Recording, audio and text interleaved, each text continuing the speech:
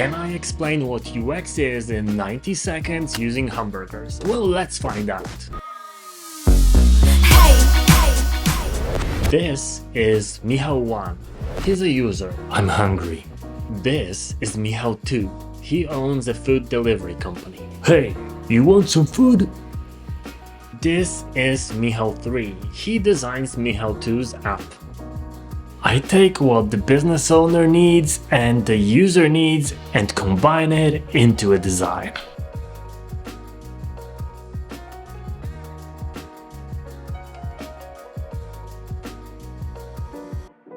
If Michał 1 uses the app and quickly and efficiently gets what he wants, that's gonna be a very good user experience. If there is a problem the user faces, the app has to be ready for it and quickly provide an appropriate solution. Because there is always gonna be some kind of a problem and you can count on it and be ready for it. After the app releases, you see how people use it, ask them questions, view the metrics, and then modify it and make it better based on that. That's called UX research. The designer got cash for a job well done.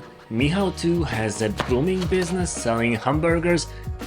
And Michał 1, well, just take a look. UX. Everybody is happy.